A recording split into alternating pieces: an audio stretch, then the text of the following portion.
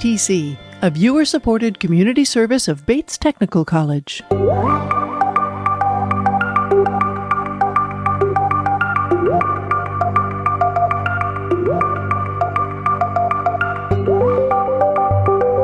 From KBTC Public Television Studios in Tacoma, Washington. Welcome to the Steve on the Street podcast, a closer look behind the headlines as public policy and current affairs impact the real lives of real people. Welcome to Steve on the Street podcast, produced by KBTC Public Television's Public Affairs program, Northwest Now. I'm your host, reporter and photojournalist, Steve Kinkins. This episode of the podcast, we're talking about cybersecurity. It's a segment within the information technology sector that is just exploding right now, in part because of artificial intelligence. So between 2023 and 24, Washington's Attorney General reported 11.5 million with a target of data breaches. That's more than a 150% increase over the previous year's reporting. And this last summer, SeaTac International Airport got hit by ransomware. In November, the state agency running Washington's court systems were shut down to a computer virus. And in January, law enforcement in the South Sound conducted a sting where they busted a suspect accused of swindling thousands from an elderly woman deputies say was duped after clicking on a fraudulent pop-up advertisement that told the victim her bank accounts were hacked. I mean, who hasn't received notification in the mail about one of these scores of organizations we do business with that were yet again hit by data breaches? Capital One, Equifax, JP Morgan Chase, American Financial, Facebook, Yahoo, Boeing, Comcast, Fred Hutch, Seattle Public Library, Highland Public Schools. They've all been hit. I know I'm missing others. Malicious actors, scammers, foreign governments are all working to hijack our data for multiple reasons. That's fueling a surge in incidents and driving a high demand for skilled professionals that for now can't possibly fill the number of open jobs. But that's where we actually find some good news. Just in Western Washington alone, there are 2 national centers, and they're pumping resources into improving education nationwide. Not to mention, community and technical colleges are filling the gaps with certificates and associate and bachelor's degree programs. Next on the podcast, take a listen to our coverage from Northwest Now.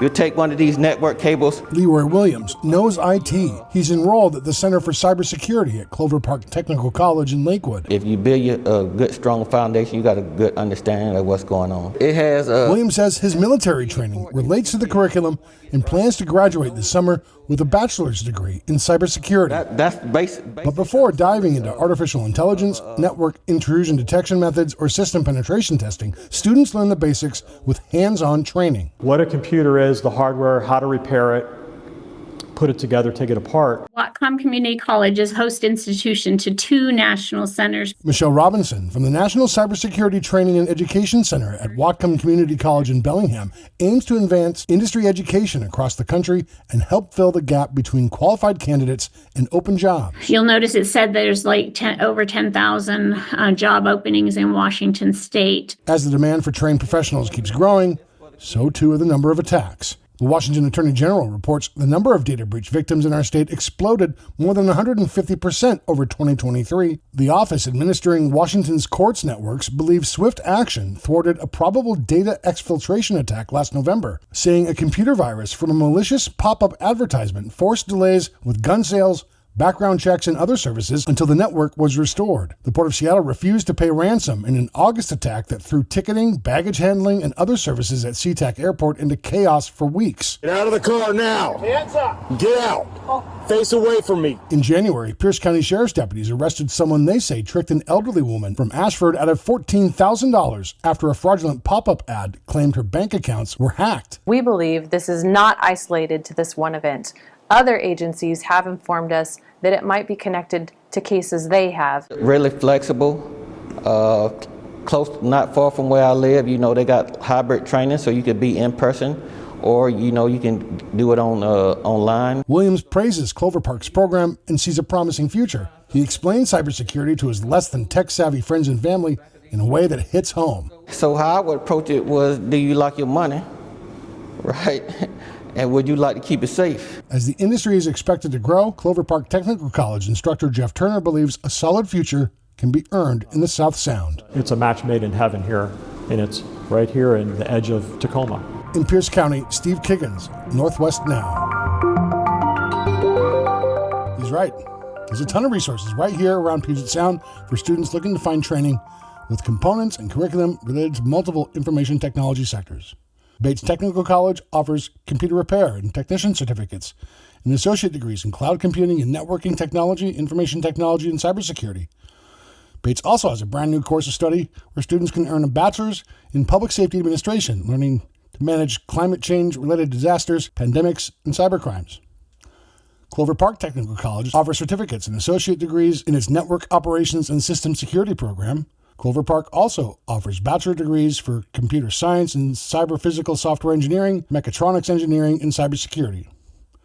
Next on the podcast, listen to an extended interview with program instructor Jeff Turner about how the South Sound fits into the industry and what professionals can expect in the field.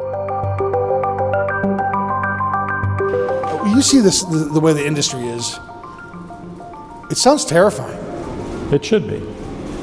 And then it should be. So one of the things that you're in dealing with security and to a lesser extent in safety, you're always fighting against is they don't want to spend the money. And everything's working now, and we didn't get ransomware yesterday. Why should I spend the money on improving a system? And if you're well protected, you balance it out. Maybe you don't need to spend the money. But usually you have somebody, usually it has to be outside, an outside entity like a pen tester or a vulnerability assessment or risk assessment come in, and they look at all your systems and they'll say, well, you know, for a company doing what you're doing of your size, we would normally see these other protections.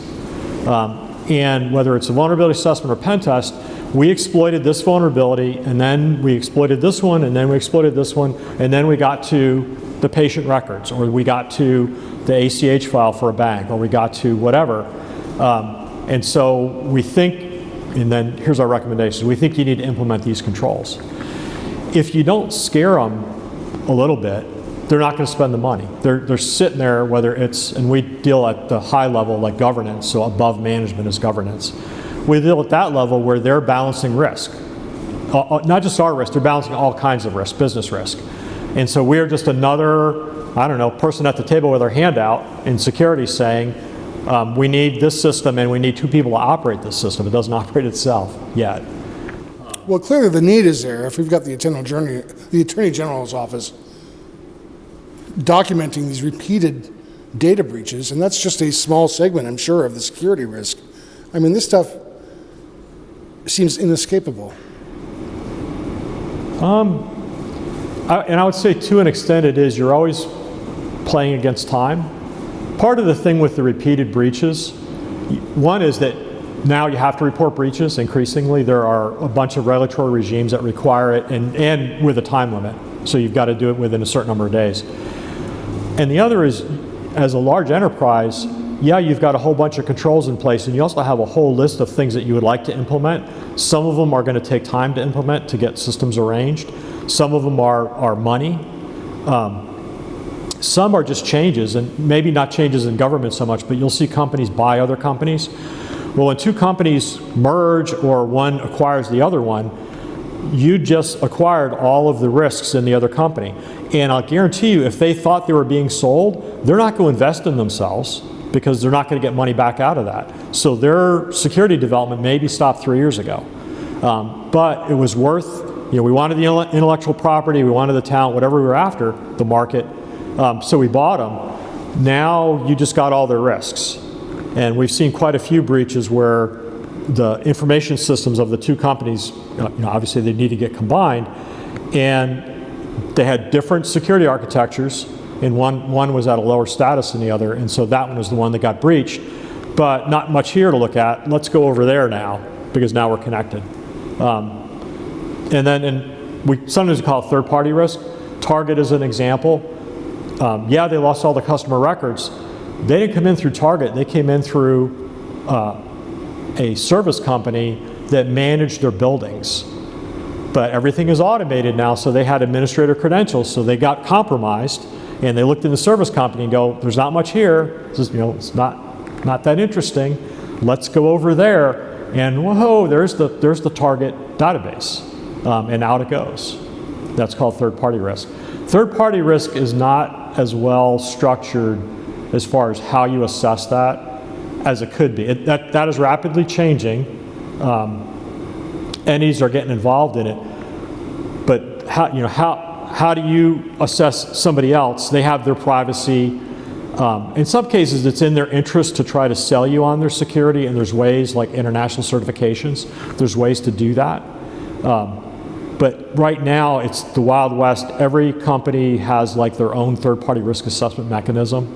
So we've got graduates working at Costco, and that's all they do is third-party risk assessments. Walmart has their own. Believe it or not, the accountants of all people are trying to standardize it. My wife's a CPA. When we go in and do a security audit, or we do an audit, if it's an audit, a CPA that has a license has to be at the head of that. And there's rules and there's a lot of education that goes behind how you do it. But they don't know information systems, so that's why we're there. So we're on their team. It's a business for them. Talk about business. The curriculum you're teaching, it seems like this is on a trajectory to Mars and beyond. I mean, it's endless. Yes, cybersecurity is exploding. It's a growing field. If you'd asked me 7 years ago or so, did you have people in your associate degree move right into cybersecurity? We would have said no. That never happened. And then there was enough openings, enough demand that we started seeing even people with a 2-year degree could get into entry level into cybersecurity. They could go be the assistant compliance officer at a bank. They could be, or a credit union. They could be the intern at a penetration testing company, and we're not going to trust you with the technical stuff, but you could do social engineering. And so we've got students that's how they broke in, and then they moved to the technical side where it's more interesting. Social engineering is just like really sleazy. You're testing the training of employees, and you're trying to convince them to do something against their security policy. So whether it's clicking on the link or taking the survey that they're going to get the $5 Amazon gift card, or letting you in the building and you're not supposed to be in the building, there are all kinds of human tricks where you want to help people, we're going to exploit that. You want a little bit of greed, or we're going to do a trade-off, we'll exploit that. And then we take that back, and that portion of the penetration test is, again, you're testing the training of the employees, that we think, you need to improve training or not, and this is why, and this is what we did, and this is how we got in. We'll do that routinely. So everybody's going to get a couple emails. If you click on it, you're toast. I've gotten those phishing attempts from HR and got called out for it. And then you had to do training. But I was trained. I was trained because I failed. But how do you even define cybersecurity if it's not just the infrastructure and the technology, it's the people? So the people have always been the weakest link. If we were just worried about computers, you could secure all that, and yeah, you'd have vulnerabilities because computer programmers made a mistake at some point and somebody figured it out. That was still human. Humans today are the weakest link, whether you're reusing your username and password and it gets compromised somewhere else at a sports club, but it's the same one that you used at work. When we go in and we can go to a company and figure out, I don't even need much. We can figure out who works there, and then using whatever the format is for usernames, we can figure out what their username should be. Then we can go on the dark web and we can check databases and go, okay, does this person or something like this person exist? And I'm going to take all those passwords that I bought for nothing almost on there. We'll throw it in a machine and we'll brute force everybody that we found to see if we can get in using their password that they use someplace else. Again, the humans are the weakest link. So don't reuse your passwords. So no wonder that this industry is exploding like you described it. There's 1,000,001 different ways to take advantage of a vulnerability, and every entity seems to be vulnerable. Yeah, there's the biggest thing is probably automation is everywhere. It's in your pocket. It's probably in several of your pockets. Your banking, your groceries, everything is relying on automation now, so it's everywhere. That's one. There's money in it. Criminals have figured out how to exploit it, so there's money in it. The amount of that money has increased in ransomware that's just a flash in the pan the last 5 years. But that got people interested where this is absolutely business. We can make millions. And if we're in a country where you can't get us, we don't even have to necessarily hide our identities. We can still make millions, and they're doing that. And I'd say crypto is another one that Turner's opinion, crypto doesn't have a purpose. It seems to have a purpose of fleecing money. The only useful piece of that is we can maybe try to hide our identity, and then who needs to do that are criminals. And I got it blockchain, so we should be able to trace this stuff. But if they can get it out of their hands and recover it as cash before you catch them and try to seize their Bitcoin or their whatever, their Dogecoin, they got away with it. And there's a whole network that is involved in that too. How do you describe the industry in terms of locality? You talked about a little bit earlier where these high stakes kind of technology companies really exist, and that's north of here. So what does cybersecurity, the industry in terms of jobs and availability look like in Puget Sound compared to elsewhere, and how does your program attempt to attack? So before COVID, if you're doing entry-level anything, your employer wanted to see you face-to-face, and so you're really local jobs. So you're competing with the other college graduates and people in the industry in Olympia, Tacoma, the surrounding, maybe South Seattle. There are 10 times as many jobs in Seattle as there are down in our area, and they pay more because it's Seattle. After COVID, remote work became more acceptable, a lot more acceptable. So now those opportunities, some of those opportunities in Seattle are also open to us without having to commute. That was a big change. Ransomware was a big change where that became a threat to everybody, even small and medium businesses. And so now they had to get secure. And so we're seeing whether it's somebody that gets hired on a staff or a consultant that comes in and does this part-time or does it as a service. Like, if you're a big company, you have a security operations center that's managing your network and monitoring everything and responding. If you're a medium company, you don't have the money for that, so you're probably leasing that as security as a service. So that part of the industry has exploded. A penetration test is an assessment, a realistic assessment of how secure you are. Increasingly more regulatory regimes, whether you're in the banking industry, you're in the medical industry, you're in infrastructure, so you're a power company or you're a water company, increasingly you're having to have penetration tests done by an outside entity and documenting the result as part of the regime that you're in. And the same thing with auditing. So we're seeing an explosion in all of that. We've had a small setback with President Trump coming in and canceling all of the advisors for everything. There was a committee that was advising Critical Infrastructure Security Agency, CISA, on what should be the security of things like telecoms. We had the Chinese in our telephone companies recently. That really perked that committee up. We've had rules for power transmission and generation companies for 2 decades called NERC. We were expecting something like that to come out for other utilities like telecoms and water utilities and other companies or other utilities that we trust and we need to have the use of to survive as a society. You don't last long without water. And then, like I said, it's a temporary setback. It'll get put back together, and hopefully there'll be some rules and regulations put out on that. You don't paint a very rosy picture in that current reality, unfortunately. So yeah, I'm the harbinger of bad news, and I was in the Army 30 years, and I was that. You don't want to see the safety of the security guys show up. We're not in. When you look at production and who's making money, we are considered overhead. We're not a revenue generating area. And then that said, if you want to get motion on any of these needles, if you want to get the meter to move, you've got to get people's attention and get them motivated. And so, yeah, I can be the harbinger of bad news.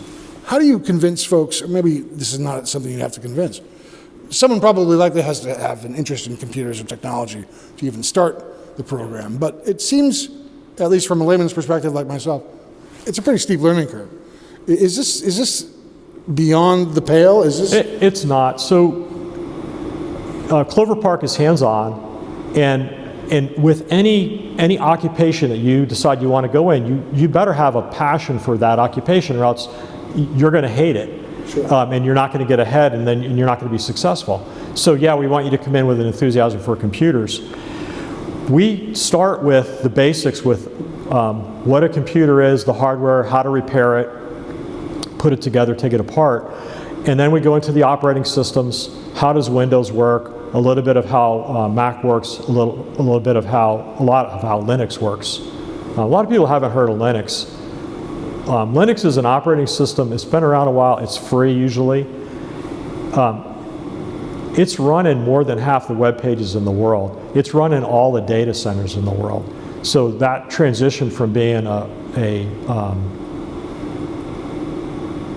hobbyist computer enthusiast to being a professional, you're going to learn Linux. So we do that. We're training initially those first 2 quarters to be that entry-level position, help desk, computer repair, computer technician. We start right after that into being a system administrator, which is usually going to be your second job. So who runs all those servers? Who sets the systems up? Who says what the rules are going to be? Those are system administrators. So we spend the next 4 quarters, so a associate degree program is 6 quarters long. We spend the next 4 quarters training you to be a system administrator and going to higher levels of security. So in the first quarter, you're going to get a fundamentals of security class, a lot of the things that you got in your training with your company, and a little more. They'll do another class that goes to a higher level we call Security Plus. And then they're going to have what's called an offensive server security class. And that is taking the things that we talk about attacking. So how do you use Metasploit to attack something? How do you do a vulnerability scan? And then there's the vulnerabilities. Is there an exploit? How do I use the exploit? Okay, let's do that against the target. They do that against servers that they've created in order to learn how that process works. How does the attacker work? And then also, what do I have to do on the server side to secure that so that I don't have the vulnerability so they can't exploit it? So we're already up at that level in the associate degree. They finished down here with routing and switching, and so they've had an introduction to networking class their second quarter. Their 6th quarter, they spent half of it doing small and medium business routing and switching, and then enterprise level, and they end up with border gateway protocol, which is the routing protocol that runs the internet, so they'll understand at that level. That is how everything is connected. That's how people get into your systems. That is where an awful lot of your security arrangements are sitting on those networks so that they can't get into your systems. So yeah, we need to know some networking. In terms of, I just have a couple more questions for you. If you talk to the feds, they say every day of the week, China's hacking every system they can find, and twice on Sunday. In terms of America's response and training and talent pool, where does that exist, and how does our region fit into that reality? The U.S. is pretty good in cybersecurity education. Awareness is a constant battle. So with employees, I don't know, we're sitting pretty good. We've got a lot of, when you look at security products, who is selling security products out there that are the best in the world, a lot of them are U.S. I would venture a guess to say most of them are U.S. There's a fair number that come from Israel because they're always under attack too. viciously under attack. And we speak English, and that's kind of helpful because an awful lot of the internet is that. And then region-wise, and I have folks that look, and they look at Silicon Valley, and I've got a brother down there, computer programmer, who works in Silicon Valley. If you ask who has the best operating system in the world, bar none, it's Microsoft. And they're not in Silicon Valley, they're here in Seattle, and all their contractors. Who has the best e-commerce in the world, bar none? They're not in Silicon Valley, it's Amazon, and they're right here, they're in Seattle. So as far as the area goes, you couldn't ask for a better area. And then, obviously, this is a beautiful place. I mean, you answered the question. I mean, really, it's evident by where the powerhouses exist. They're here. And then with the internet and with our now comfort with not being face-to-face, you can exist in a lot of places. Like, we've got graduates that are here, living here, that work for East Coast companies that do penetration testing for them. Because when you're doing a pen test, that company is at the other end of the internet. It doesn't matter if they're next door or if they're in Thailand, you don't care. They're just an address you're attacking. And then once you get in, you're walking around inside their building.